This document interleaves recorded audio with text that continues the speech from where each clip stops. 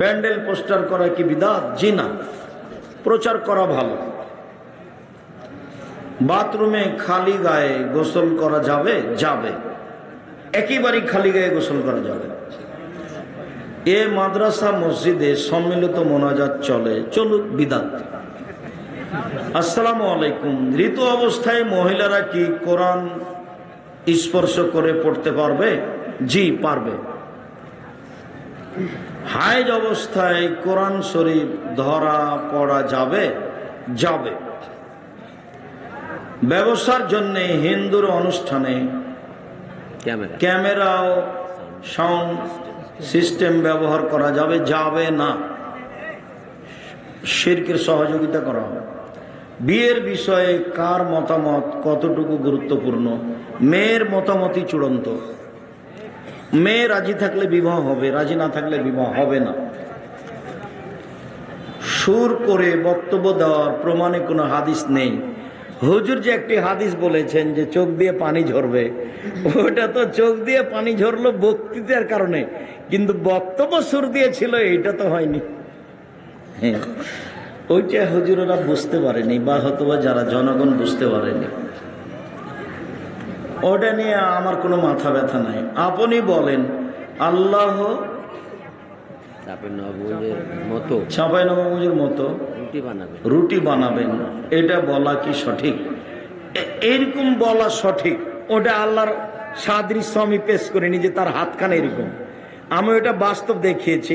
আল্লাহর অবস্থাটা আল্লাহ নবী হেসে দেখালেন। তো হেসে দেখিয়ে কি আল্লাহ নবী দেখালেন যে আল্লাহর মুখখানে এমন? জি না। চাপা নামাজের মহিলারা যেমন ভাবে রুটি পাকায় বানায়, সেইভাবে আল্লাহ রুটি বানিয়ে দিবেন। তা থেকে আমি বলেছি হাত, আল্লাহর হাতখানে এরকম, আল্লাহর হাত যেমন তেমন, ওই হাতে তিনি রুটি বানাবেন। মায়ালিকুল্লাহ, তার হাত যেমন। এটা যদি কেউ ভুল বুঝে বলেছে, তাহলে ওকে আবার পড়তে হবে, আমার কাছে পড়তে হবে 12 বছর। ও আমরা আকিদাই বুঝতে পারিনি।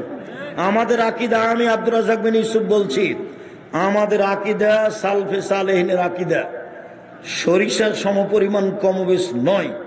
এতে যদি আমাদের কোনো জায়গাতে বুঝতে বলতে ভুল হয়, যেটা সালফে সালেহিনের আকিদার সাথে মিল খায়নি, তাহলে বুঝতে হবে এটা আমাদের বলতে ভুল হয়েছে, নাহলে বুঝতে ভুল হয়েছে। কথা কি বুঝতে পেরেছেন?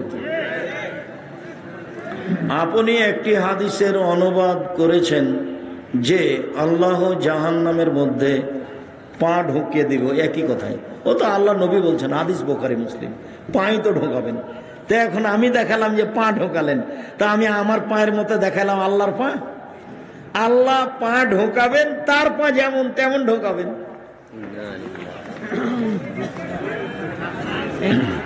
শুক্রিয়া, আমরা কথা শেষ করে দিই।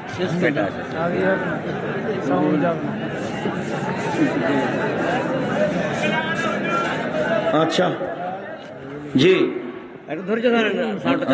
না না, আর থাক। আকিকা না দিলে কি হয়? কিছুই হয় না। গুনাহগার বাপ মা হতে পারে, ক্ষমা চাইবে। আকিকা দিতেই হবে 7 দিনের দিন। মহিলাদের জুমার সলাত হবে কিনা? মহিলারা 5 ওয়াক্ত সলাত বাড়িতে ভালো, মহিলাদের 5 ওয়াক্ত সলাত বাড়িতে ভালো। জুমার দিন জুমা মসজিদে ভালো, ঈদের দিনে যেতে বাধ্য, ঈদের মাঠে যেতেই হবে। জুমার দিন যাওয়া ভালো, 5 ওয়াক্ত বাড়িতে ভালো। আপনি নাকি এর আগে না চলে মাহফিল করেছেন কিনা?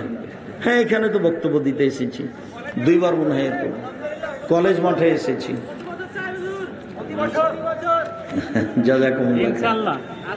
ইনশাআল্লাহ আমার পক্ষ থেকে ঘাটতি নেই, আল্লাহ ভালো জানে।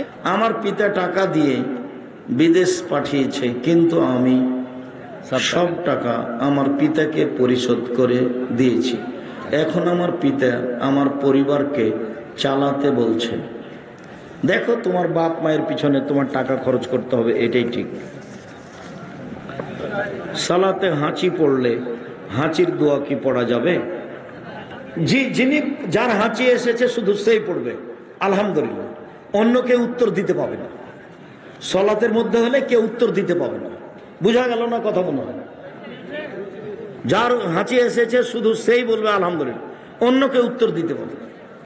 আমি আমার স্ত্রীকে শরীয়ত মোতাবেক চলতে বলেছি, কিন্তু